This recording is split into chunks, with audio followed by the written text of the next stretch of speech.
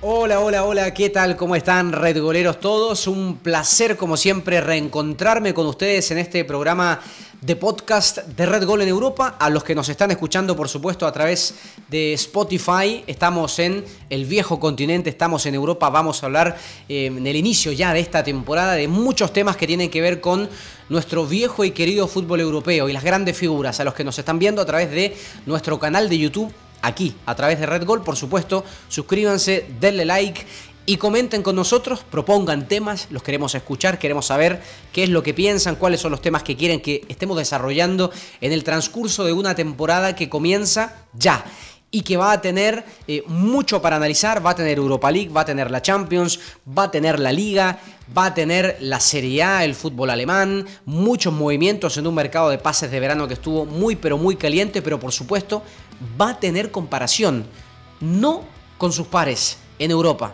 sino con otras ligas que quizás no estaban en el radar de la competencia del primer nivel.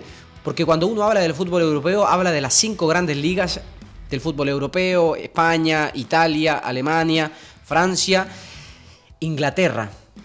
Pero se han metido por los palos 2 nuevos competidores. Por ejemplo, Alexander Čeferin, el presidente de la UEFA, ha dicho que Arabia Saudita está cometiendo un error porque está haciendo lo que hizo China muchos años atrás, llevándose a grandes jugadores, invirtiendo mucho dinero, pero no invirtiendo en la formación de los jugadores. Entonces, ¿qué queda al final del día? No queda absolutamente nada. Yo no sé qué estará planificando Arabia Saudita. ¿Qué piensan ustedes? ¿Estarán planificando solo una moda? Llevar a Cristiano Ronaldo, a grandes figuras del fútbol mundial, y después estos se van y no dejan absolutamente nada. Eso podría ser, por supuesto, un error, según lo que dice el presidente de la UEFA, Alexander Čeferin. Por otro lado, está la MLS, con la presencia de Messi, con la inversión en el fútbol formativo, porque no llegan solamente cracks a nivel internacional, sino que hay una formación, y eso no lo digo en el mal sentido, lo digo en el buen sentido, en la competitividad.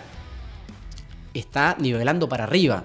Por ejemplo, se abre el Freedom Park de Miami, un nuevo estadio.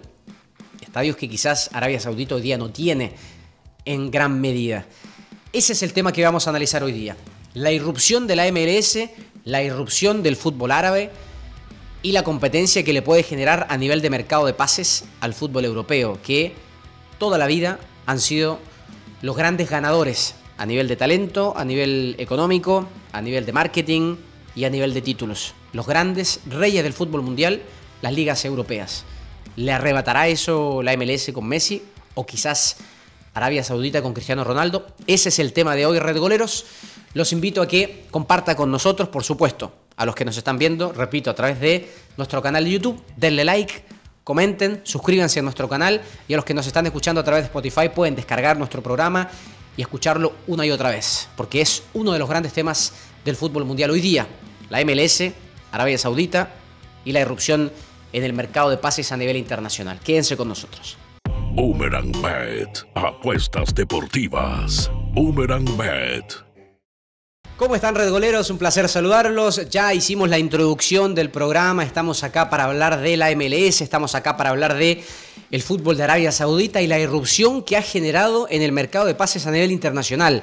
Si uno de los grandes temas que quizás no preocupaba al fútbol europeo antiguamente era que venía la grúa del Medio Oriente, venía la grúa de China en su momento, que fue muy importante, pero se llevaba a jugadores en el ocaso de su carrera. Los ejemplos son un montón. De hecho, el propio Manuel Pellegrini, por ejemplo, estuvo en su momento dirigiendo en el fútbol chino, que económicamente era muy potente, pero que a la larga no significó absolutamente nada a nivel de competitividad, por ejemplo, en su selección, que es algo que podría haber llevado a cabo una liga que tenía mucho potencial económico, pero que finalmente a nivel de formación no logró el objetivo final, que es mantenerse en el tiempo, que es lo que está buscando seguramente Arabia Saudita y también lo que seguramente está buscando la MLS. Vamos a analizar estos dos casos, vamos a analizar cómo han actuado las grúas tanto de Estados Unidos como de Arabia Saudita para comenzar a entender un poco cuáles son sus diferentes caminos o el modus operandi o el plan que tienen a mediano y largo plazo. Pero para eso tenemos que entenderlo a nivel de nombres propios. Por ejemplo, hablemos de la MLS Y tenemos que hablar de Messi, de lo que ha significado Messi a nivel de marketing, a nivel de imagen país, a nivel de imagen liga, a nivel de convencer a otros jugadores, porque se vino Busquets, porque se vino Jordi Alba y porque seguramente van a venir otros. Pero claro, la tendencia por lo menos hasta hoy ha sido de futbolistas que van en el ocaso de su carrera. Hablemos de algunos solamente, porque hay de los otros también que han optado por ir a estas ligas, específicamente a la MLS, a Estados Unidos, con un potencial todavía por desarrollar. Chicharito Hernández fue uno de los que también se movió a la MLS en su momento, pero él ya estaba viviendo los últimos años de su carrera.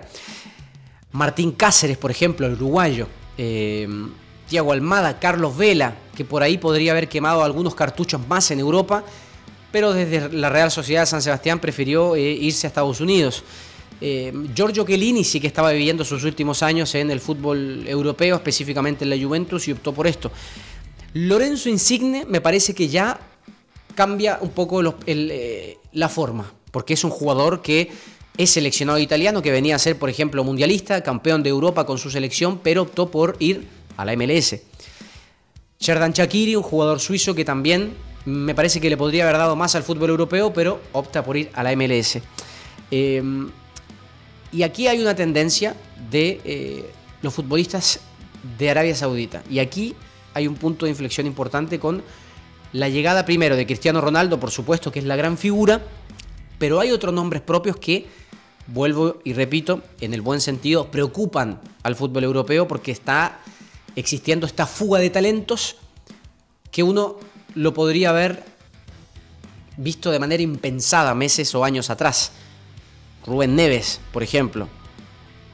Roberto Firmino, que es un jugador que está en plenitud completa del Liverpool, que es cierto que tenía mucha competencia con Darwin Núñez y con Salah y con todo el movimiento de Klopp, pero es un jugador que tranquilamente podría haber jugado en cualquier equipo de Europa con los ojos cerrados, sin lugar a dudas, seleccionado brasileño.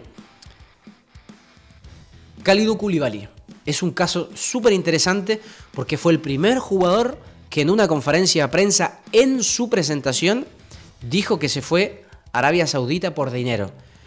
Pero hay que entenderlo también, qué significa irse por dinero, porque por ahí vienen las palabras de mercenario y vienen las críticas, pero me parece que es un jugador que tenía otro plan: hacer un hospital, por ejemplo, en su país, darle oportunidades a los niños a nivel de formación, no solamente futbolística, sino formación educacional en su país, en África, países pobres, complicada situación económica.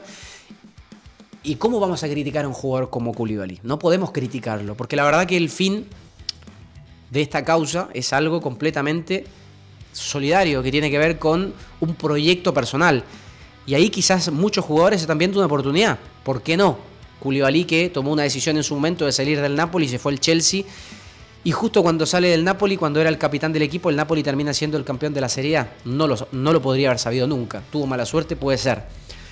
Kalidou Koulibaly, un jugador importante. Marcelo Brozovic, un futbolista que venía de jugar a la final de un mundial, que venía de jugar semifinales de un mundial, que venía, hablo de Rusia y hablo de Qatar, que venía de jugar una final de una Champions con el Inter. Un jugador importante, con mucha calidad, que tranquilamente podría haber continuado su carrera en el fútbol europeo, pero toma una decisión seguramente económica. Llama la atención, por supuesto, jugar junto a Cristiano Ronaldo en el mismo equipo. Por supuesto que es un aliciente importante, pero es un jugador que podría haber continuado su carrera en el fútbol europeo, pero con tranquilidad. Al igual que N'Golo Kanté, un futbolista de un nivel muy importante en la selección de Francia, que quizás había perdido un poco la continuidad con su lesión y la ausencia en el último Mundial de Qatar. El tema físico no se había podido recuperar. El Chelsea vive un recambio importante de la mano de Mauricio Pochettino, y seguramente en los planes de Pochettino no entra N'Golo Kanté, porque Enzo Fernández es el jugador franquicia, es el jugador proyecto, es el jugador importante que quieren proyectar de aquí en más. Y toma una decisión Kanté, también marcó un golpe importante en el mercado, la presencia de Kanté. Y se suma, por supuesto, la de Karim Benzema. ¿Podría haber jugado más años Karim Benzema en el Real Madrid? Yo creo que sí. ¿Podría haber ido a otro equipo en el fútbol europeo? Seguramente. Es el Balón de Oro. No estamos hablando de cualquier jugador. Es un jugador de mucha calidad, con mucha historia, con mucha experiencia, con muchos goles, con muchos títulos, pero me parece que quería un desafío distinto y opta, al igual que Cristiano Ronaldo, por otro destino.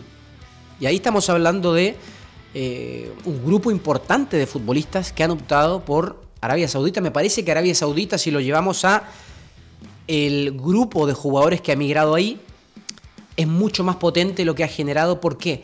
Porque son futbolistas, muchos, que podrían haber seguido.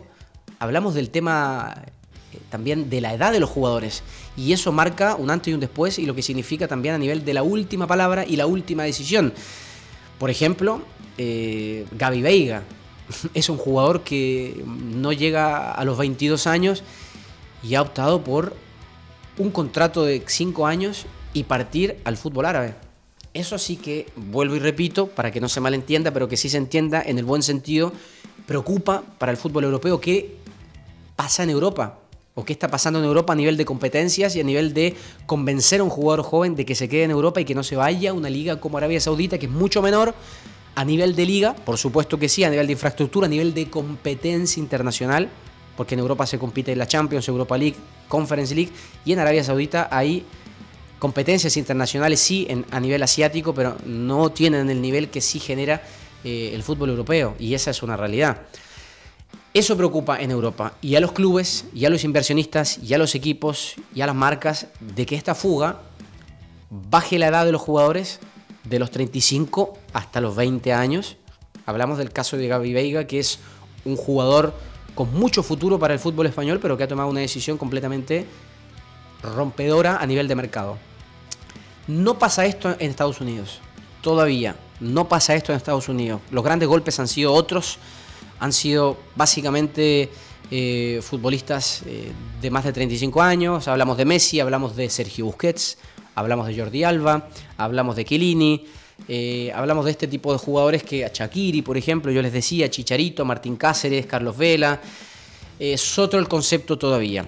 Pero me parece, esto investigado, reporteado, preguntado con las fuentes de rigor en Estados Unidos, y uno más o menos lo que puede ver a nivel de infraestructura, a nivel de competencia, a nivel de formación. Porque, por ejemplo, vemos a Kremaski, jugador nacido en Estados Unidos, pero de origen argentino, que es un muy buen futbolista. A mí me llamó mucho la atención. Yo no lo tenía en mi radar. Yo creo que si alguno de ustedes me dice, no, yo lo venía siguiendo, no me mientan, porque no es así. Me parece que no. Pero yo no sé si pasa lo mismo con el fútbol de Arabia Saudita hoy. ¿Qué jugadores está formando Arabia Saudita? ¿Cuál es la cantera del fútbol árabe? ¿Cuáles son los estadios? ¿Cuál es la competitividad que existe entre sus equipos? No hablemos de los fichajes, hablemos de la formación. Y ahí me parece que vuelvo, y ya para ir cerrando, a la frase de Alexander Ceferin, el presidente de la UEFA. Que no pase lo mismo que pasó con China. Que China empezó a gastar dinero que venía del Estado, porque querían mostrarse a nivel país, porque el fútbol es un medio de transporte comunicacional muy potente. Claro que Arabia Saudita lo está consiguiendo, claro que Estados Unidos lo está consiguiendo. Arabia Saudita no tiene un mundial a puertas, Estados Unidos sí.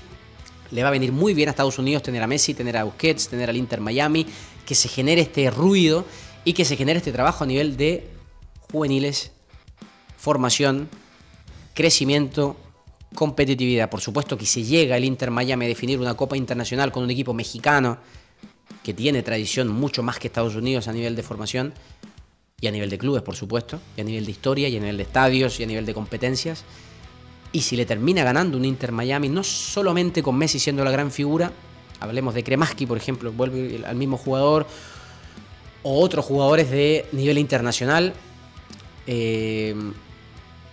como por ejemplo Jefferson, el jugador venezolano, Roger Martínez, el jugador venezolano, que ha andado muy bien. Es un futbolista internacional, no es Messi, pero sí que es un jugador internacional que está con su selección y que fue citado recientemente a la selección de Venezuela. Ahí claramente daría un salto de calidad importante, no solamente el Inter Miami como equipo, sino la MLS. Cosa que no veo tan fácil en el Al Nassr, el Al Hilal y todos los equipos de Arabia Saudita a nivel de competencia. Vamos a ver qué pasa en un mundial de clubes, vamos a ver qué sucede con los equipos árabes en un mundial de clubes, pero me parece que a nivel de proyecto veo mucho más claro el proyecto en el mediano y largo plazo de Estados Unidos de la MLS, del Inter Miami, de Beckham, de lo que proyectó Messi, de Apple, de las marcas deportivas, porque hay unas marcas deportivas importantes de fondo, que lo que está haciendo hoy día el fútbol árabe, que está fichando fuerte, que está llevando jugadores de edad mucho menor, pero la MLS hoy día, por lo menos a nivel de competencia, no puede competir, valga la redundancia, con el poderío económico que sí está teniendo hoy día Arabia Saudita. La gran pregunta y la gran interrogante es, en el mediano y largo plazo, ¿qué va a lograr Arabia Saudita y qué va a lograr la MLS? Hay cosas sobre la mesa para lograr, por supuesto. Primero, los títulos. Los títulos son los que te llevan a tener la razón al final en el mediano plazo. Pero en el largo plazo, insisto, la frase de Ceferin es así y es real. ¿Qué estamos formando? ¿Qué futbolistas vamos a dejarle al club? No extranjeros, nacionales, americanos, árabes. Para el Al Hilal, para el Al Nasser, para el Inter Miami, para el Orlando, etcétera, etcétera, etcétera. Ese es el gran desafío. Inversión en los entrenadores, inversión en infraestructura, inversión en la cantera. Y ahí todavía no me queda tan claro cuál de estos dos competidores, de los nuevos, de la MLS y de Arabia Saudita, está mejor preparado para arrebatarle el primer lugar al fútbol europeo, que está preocupado, por supuesto que sí. Red Goleros, ese fue el tema de hoy, mi editorial. Los quiero escuchar a ustedes, por supuesto, a través de Spotify. Descarguen el programa, comenten, opinen en nuestras redes sociales, y los que están viéndonos, por supuesto, como siempre, a ustedes, amigos míos, a través de nuestro canal de YouTube. Suscríbanse, comenten, den likes y, por supuesto, opinen acá junto a nosotros. Soy Enzo Olivera, como siempre, desde el viejo continente, con un tema, un análisis, un punto de vista y una opinión. Un abrazo grande.